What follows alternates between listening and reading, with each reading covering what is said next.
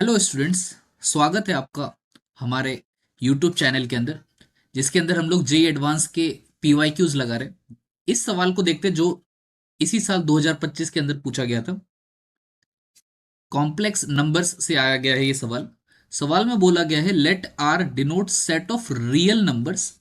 Z1 और Z2 दो complex number हमें दे रखे हैं, जैसा आप देख सकते हैं। आयोटा के बारे में √-1 होता है, ठीक है।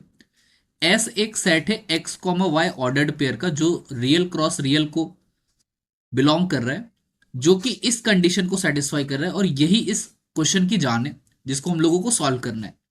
अब हमें यह पूछा गया है कि एस जो है वो कोई एक सर्कल है जिसका सेंटर और रेडियस हमें पता करना है। ये मल्टीपल चॉइस क्वेश्चन है ये। तो सबसे पहले हम लोग जो कंडीशन है उसको लिख लेते हैं। क्या दी गई है? मॉड मैग्नीट्यूड है x plus i y minus Z1, ये इक्वल है 2 times magnitude of x plus i y minus Z2। ये हम लोगों को गिवन है, तो इसको हम लोग फर्स्ट मान लेते हैं। अब देखिए, सबसे पहले हम लोग बात करते हैं x plus i y minus Z1 है ना। माइनस Z1 का क्या मतलब है? Z1 अपने को दे रखा है 1 + 2y, तो ये कितना हो गया? ब्रैकेट ओपन करेंगे तो रियल पार्ट हम लोग अलग कर लेते हैं, x-1 होगा, और इमेजिनरी पार्ट जिसके अंदर आयोटा आ रहा है उसको हम लोग अलग कर लेते हैं। तो आयोटा में ले लेता हूँ कॉमन, ब्रैकेट में एक तो जगह बचेगा y और दूसरी जगह आएगा -2। सिमिलरली हम लोग दूसरा भी देख लेते हैं। x plus i y minus Z2 है, और Z2 कितना है? 3i है सिर्फ। तो इसको भी हम लोग अलग अलग कर लेते हैं। x आपका रियल पार्ट है सिर्फ, और आयोटा टाइम्स y-3 ये हमारा है इमेजिनरी पार्ट। अब हमें ये कोई मैग्नीट्यूड इक्वल दे रखे, तो मैग्नीट्यूड तो हम निकालना जानते हैं। हम जानते हैं कि x प्लस आयोटा वाई अगर कोई कॉम्प्लेक्स नंबर है तो उसका मैग्नीट्यूड कैसे आता है? √(x² plus y²। तो यहां हम लोग क्या करेंगे? दिस इंप्लाइज, सबसे पहले हम लोग लेफ्ट हैंड साइड का मैग्नीट्यूड निकालते हैं, तो क्या आएगा? x-1 है इसका रियल पार्ट, तो स्क्वायर, प्लस इसका इमेजिनरी पार्ट y-2 उसका स्क्वायर, और ये आ जाएगा root, equals to 2 times again root. दूसरा वाला जो एक्सप्रेशन है राइट हैंड साइड वाला, उसका अगर हम लोग मैग्नीट्यूड निकालें तो रियल पार्ट है x उसका स्क्वायर, प्लस y-3 का होल स्क्वायर। अब हम दोनों तरफ स्क्वायर कर देते ताकि ये स्क्वायर रूट हट जाए। तो ये बनेगा अपने पास x-1 का होल स्क्वायर प्लस y-2 का होल स्क्वायर बराबर 2 का स्क्वायर कितना हो जाएगा? 4।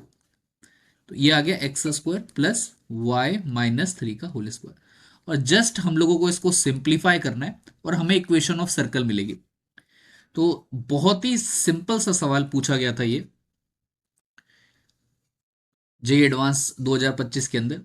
तो इसको अगर हम लोग सिंप्लीफाई करेंगे, देखिए क्या बन रहा है। ये हो गया x² माइनस 2x प्लस 1, यहां हो जाएगा y² माइनस 4y प्लस 4, और ये ब्रैकेट ओपन हम लोग बाद में करेंगे, पहले इसको स्क्वायर को ओपन कर लेते हैं। y² minus 6y plus 9। अब इसको सिंप्लीफाई ही करना है बस, तो x² minus 2x plus 1 plus y² minus 4y plus 4 बराबर 4x² plus 4y² minus 24y plus 36। Again हम टर्म सारे दूसरी तरफ लेके जाते ताकि x² y² पॉजिटिव हो सके। तो ये x² दूसरी तरफ जाएगा, माइनस हो जाएगा, तो 3x² बचेगा, 3y² ही बचेगा। इसके बाद x के टर्म्स की बात करें तो -2x दूसरी तरफ जाएगा, +2x, y का टर्म हो जाएगा -24 प्लस 4, तो -20y, और कांस्टेंट टर्म हो जाएगा 36 है इधर और 5 है इधर, तो माइनस हो जाएगा, तो 31 बचेगा। तो ये कुछ आ रहा है हमारे पास। 3 से पूरी इक्वेशन को डिवाइड करेंगे ताकि x² y² का कोएफिशिएंट हो जाए 1। तो ये हमारे पास आ जाएगा x² plus y² plus 2/3 x minus 20/3 y plus 31/3 equals to 0। अब हमें दिख रहा है ये क्या है हमारे पास, ये हमारे पास इक्वेशन ऑफ सर्कल ही है। अब हमें इसका रेडियस और सेंटर पता करना है बस।